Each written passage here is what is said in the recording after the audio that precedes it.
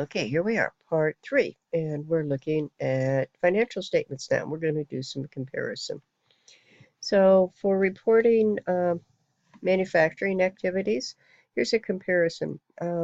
Manufacturers buy raw materials and then they produce and sell finished goods, whereas a merchandiser, which we studied in 101, buys finished goods and sells finished goods. So there's only one set of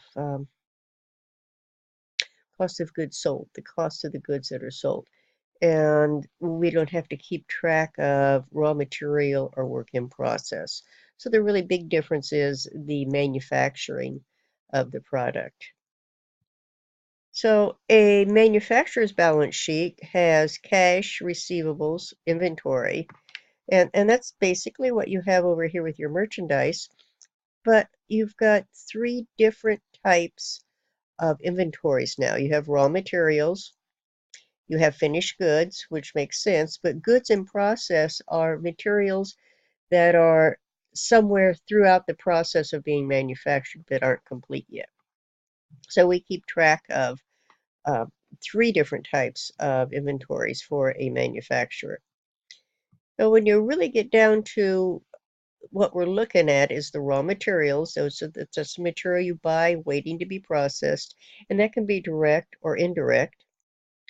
If you have worked in a factory, think of metal screws and all of the accessories, that would be an indirect.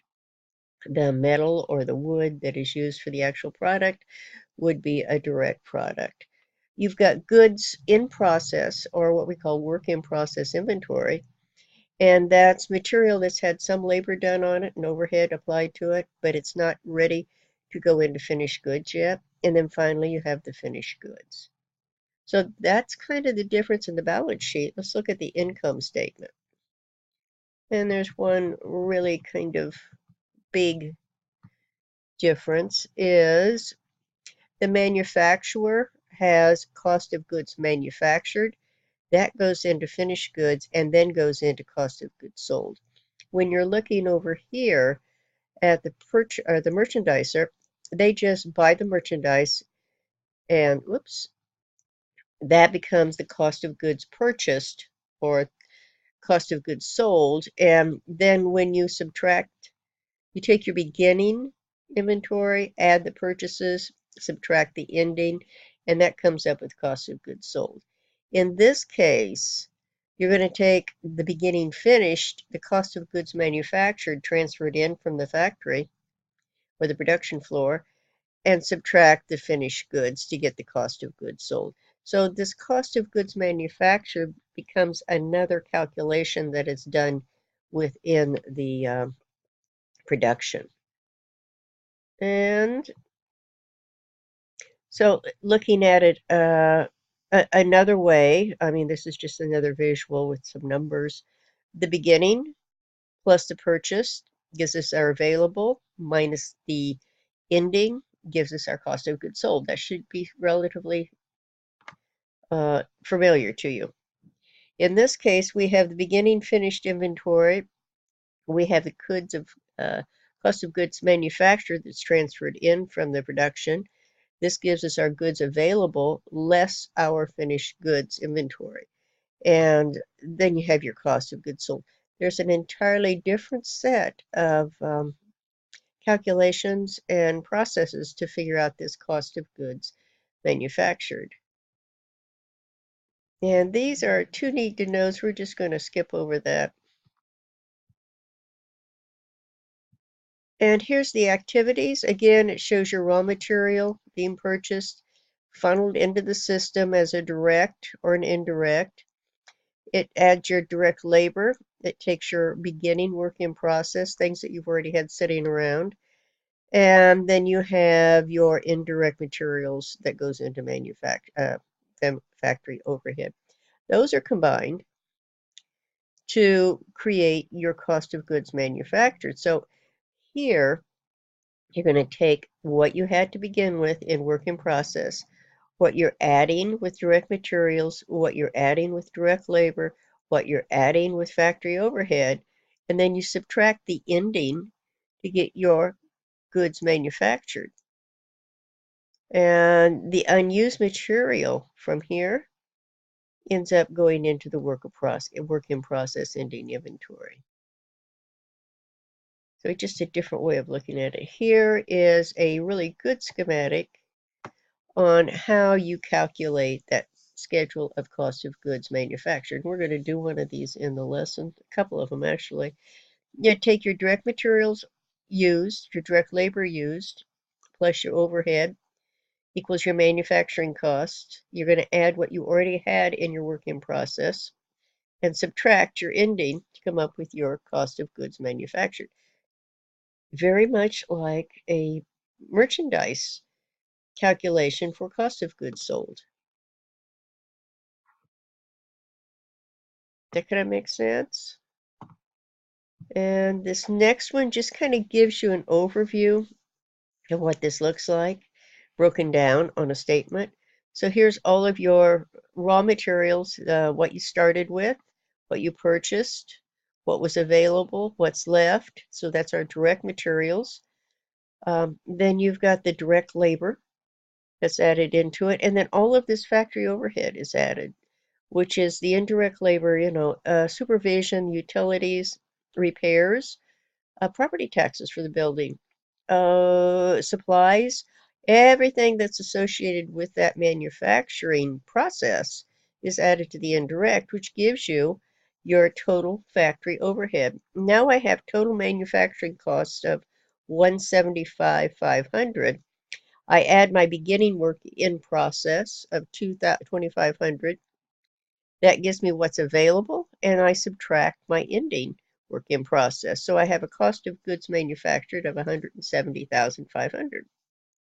Just like a cost of goods sold, only a little more drawn out with more elements added into it. And this is kind of breaking it down for you. And just kind of like I just did, and gives you the bottom. And then it kind of shows you how the overhead costs flow across the accounting reports. Gets into cost of goods manufactured. We're going to do some things with the overhead when we get into variable costing. So this is not this is kind of a confusing picture actually. So we're not going to go into it very much. I believe these are simply need to knows. And the final thing here are trends with managerial accounting.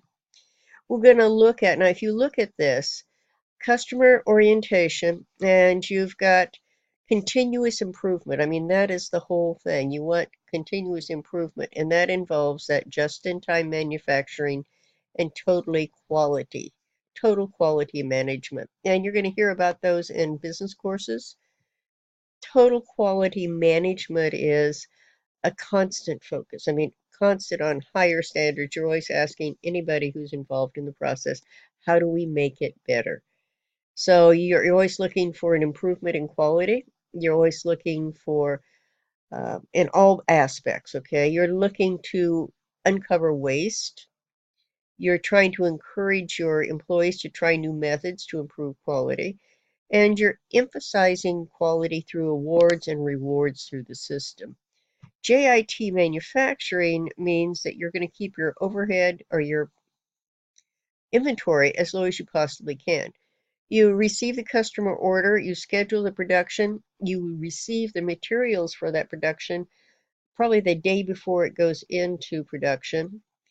You complete the parts for it just in time for the assembly to be shipped to the customer.